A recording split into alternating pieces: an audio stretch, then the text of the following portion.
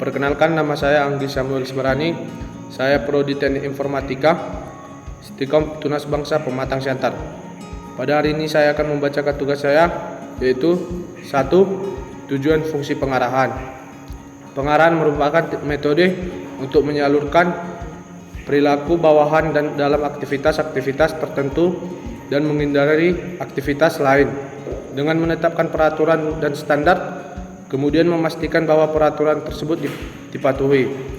Salah satunya yaitu koordinasi.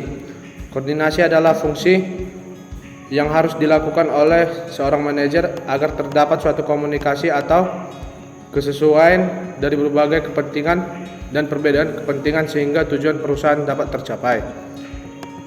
2. Fungsi pengarahan. Salah satu fungsi manajemen yang dibahas di sini adalah fungsi pengarahan atau directing. Directing merupakan salah satu kegiatan untuk mengintegrasikan usaha anggota-anggota dari suatu kelompok sehingga melakukan tugas-tugas mereka terdapat dipenuhi tujuan-tujuan pribadi dan kelompoknya. Contoh fungsi pengarahan: 1. Penggunaan teknik yang efektif dalam melakukan pengawasan dan memberi motivasi terhadap bawahan. 2. Memberikan bantuan kepada pegawai ketika pegawai tersebut mengalami kesulitan dalam pekerjaannya. 3. Menyatukan visi dan misi dari pegawai dengan perusahaan atau organisasi. 4. Perancangan cara berkomunikasi yang baik dan efektif dengan seluruh pegawai agar komunikasi antara atasan dan bawahan dapat berjalan dengan baik atau lancar. 5. Menggunakan tolak ukur yang adil. Peranan fungsi pengarahan. Pengarahan adalah fungsi manajemen yang berhubungan dengan kegiatan mengarahkan semua karyawan agar mau bekerja sama dan bekerja efektif secara efisien agar terwujudnya tujuan dari perusahaan, karyawan, bahkan masyarakat.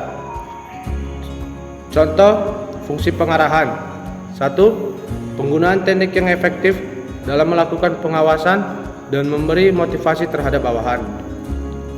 2. Memberi bantuan kepada pegawai ketika pegawai tersebut mengalami kesulitan dalam pekerjaan. 3. Menyatukan visi dan misi para pegawai dengan perusahaan atau organisasi. 4. Perancangan cara berkomunikasi yang baik dan efektif dengan seluruh pegawai agar komunikasi antar atasan dan bawahan dapat berjalan lancar dengan baik atau sebaliknya. 5. Menggunakan tolak ukur yang adil. Ciri-ciri fungsi pengarahan. Berikut ini saya akan membacakan fungsi pengarahan diperlukan di semua tingkat organisasi. Setiap manajer memberikan bimbingan dan inspirasi kepada bawahannya. Ciri-cirinya yaitu motivasi dan kepemimpinan. Adalah perbedaan antara dapat melaksanakan dan mau melaksanakan. Motivasi lebih dekat pada mau melaksanakan tugas dan mencapai tujuan. Kelompok kerja.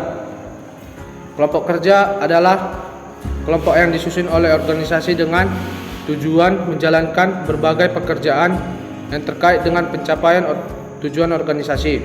Komunikasi dalam organisasi. Dalam disimpulkan bahwa komunikasi organisasi adalah proses yang terjadi dan muncul dalam suatu organisasi berupa penyampaian, penerimaan, hingga pertukaran informasi dan pesan. Dampak jika tidak ada fungsi pengarahan dalam suatu organisasi. Yang terjadi jika pengarahan atau pengorganisasian dan pengawasan tidak berjalan dengan baik adalah tujuan perusahaan tidak akan bisa dicapai. Karena hanya dengan melaksanakan fungsi-fungsi manajemen dengan baik, maka tujuan perusahaan atau organisasi dapat tercapai. Ciri-ciri dampak pengarahan organisasi.